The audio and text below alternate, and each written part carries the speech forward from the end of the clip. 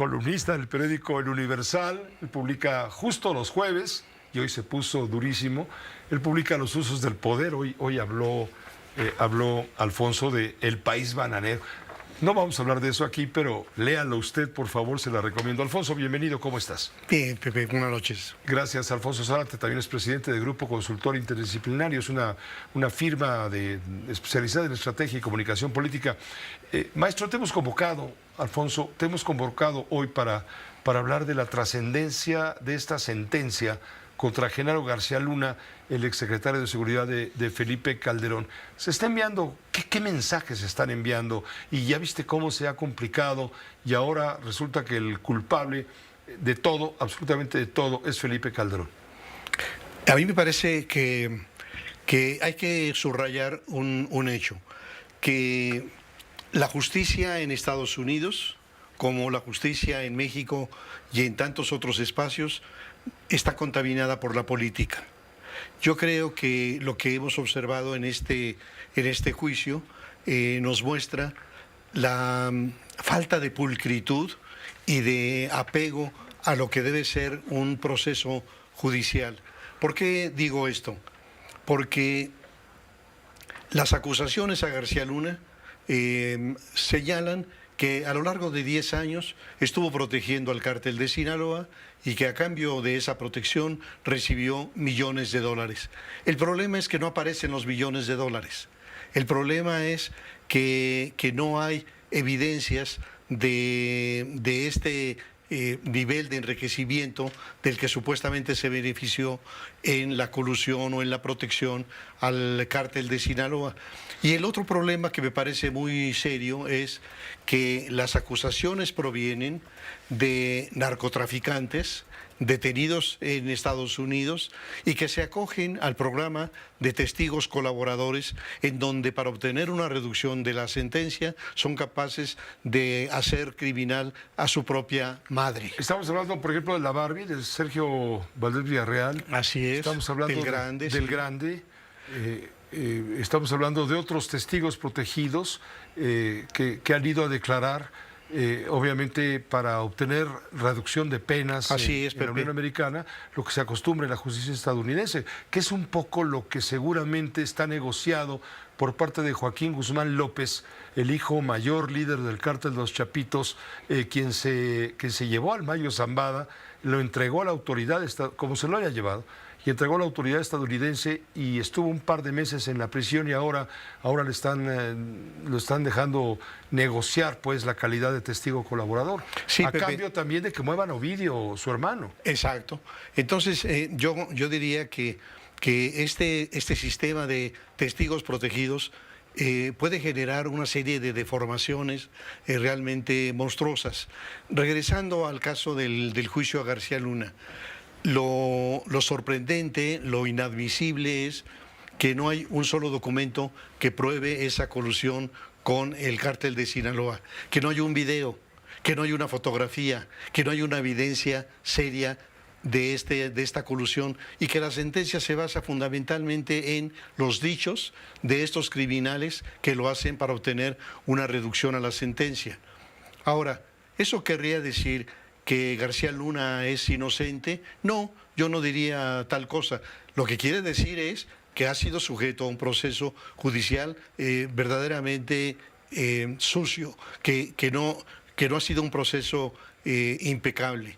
Y por otra parte, diría también que si en efecto, a pesar de estas deficiencias, fuera cierto que García Luna estuvo protegiendo al cártel de Sinaloa, las siguientes cuestiones que surgirían es, y entonces, ¿quiénes son los miembros de ese equipo que permitió la protección a un cártel? Eso no lo puede hacer ni el mismo titular de la Secretaría de Seguridad Pública sin una compleja red de protección. Una primera pregunta, es decir, es el responsable único y no hay absolutamente nadie más. La otra, ¿y qué decir de los órganos de inteligencia del Estado mexicano, de la inteligencia militar, de la inteligencia marina, de la inteligencia civil, de la inteligencia en aquel tiempo de la Procuraduría? Quiere decir que ninguna de estas instancias tuvo evidencias que le presentaran al presidente en aquel momento, a Felipe Calderón, Y esto me permite decir otra cosa, Pepe. Hay una sabiduría popular que dice, y el presidente López Obrador en su momento lo sostuvo, que el hombre más informado de este país es el presidente de la República. Eso no es cierto. No solamente diría que no es cierto, sino que inclusive el presidente es uno de los personajes más mal informados que hay en el país.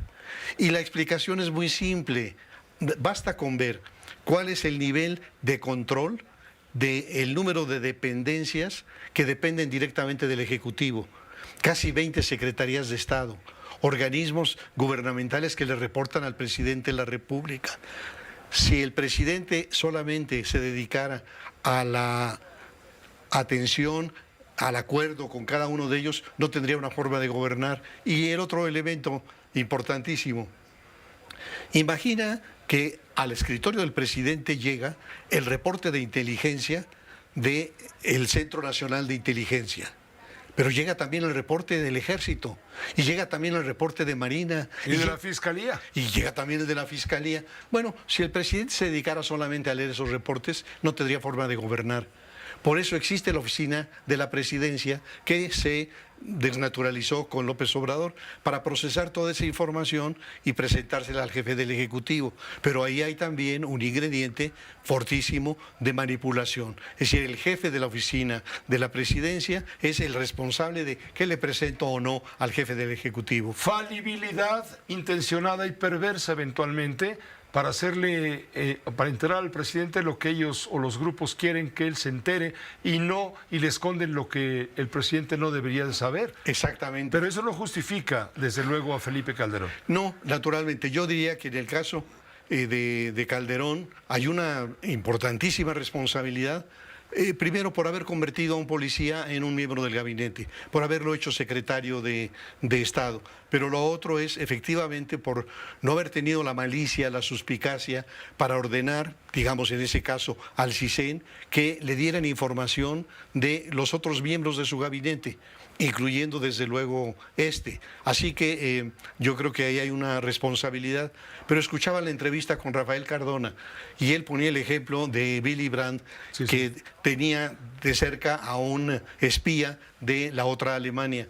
Bueno, estamos hablando de uno de los grandes estadistas del mundo, que no se dio cuenta de que tenía ahí junto a un espía. Pues eso nos habla precisamente de la enorme dificultad que hay, aún para un presidente de la República. Pero cuando se dio cuenta, renunció. Así es, y en ese momento renunció. Porque tuvo la dignidad de hacerlo. Sí, aquí Calderón ya no estaba siquiera no puede renunciar en la presidencia de la República. Pero sí puede pedir perdón. Sí. Como le pidió la presidenta de la República, ¿o se equivoca Claudia Sheinbaum? Yo creo que, interpreto así a Calderón, que dadas las características de este procedimiento judicial, por parte de la Fiscalía, por parte del propio juez, hay todavía un nivel superior de apelación en donde puede haber un cambio en la sentencia. Pero lo más importante es que existe un nivel de enriquecimiento de García Luna que podría derivarse de otras cosas. El último año de la Secretaría de Seguridad Pública de Calderón ejerció un presupuesto superior a 40,000 millones de pesos. Existiría la posibilidad de unos moches muy típicos en la administración pública mexicana que justificara la adquisición de alguna propiedad, etcétera.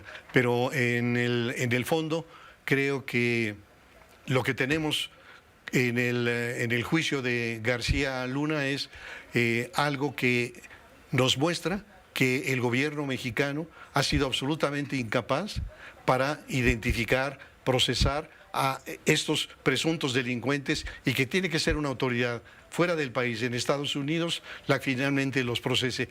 Y diría una cosa más, Pepe, que no me extrañaría que dentro de 2 o 3 años esos mismos testigos protegidos que hoy acusan a García Luna vuelvan a rendirle un testimonio a los fiscales norteamericanos, pero ahora acusando a los de Morena. ¿Por qué? Porque nada menos en la elección intermedia de 2021 hay enormes testimonios de la operación del cártel de Sinaloa. Secuestraron a más de 100 operadores del PRI, robaron urnas, bajaron a punta de pistola a candidatos. Es decir, esa colusión del crimen con Morena en este momento podría ser juzgada dentro de 2 o 3 años en Estados Unidos y a ver qué se dice entonces de la capacidad que tienen en Estados Unidos para construir estas historias. Es una vergüenza lo que estás diciendo, porque ¿cómo es posible que para que obtengamos justicia a los mexicanos frente a quienes han abusado de sus atribuciones y poder, etcétera, tengan que ser juzgados eventualmente por una justicia extranjera y no seamos capaces los mexicanos de autodeterminarnos desde el punto de vista judicial? Como están las cosas, es de verdad un... La impunidad es... Yo sé que no hablas abrumador. de esto en tu artículo de hoy, en el Universal, en tu columna de hoy, pero sí somos un país bananero. Sí, así es, Pepe. Por esta y otras muchas circunstancias, claro. Y está muy probado que de cada 100 denuncias, aproximadamente 4%, es decir, 96% de impunidad en las denuncias que se presentan en México. Entonces, ¿cómo podríamos hablar de un Estado de Derecho con esos niveles escandalosos de impunidad? Es un Estado de chueco y además un Estado al revés. Así es, Pepe. Que estés muy bien. Gracias, Muchas Alfonso gracias a ti. Zárate. Buenas noches. Gracias, Alfonso Zárate.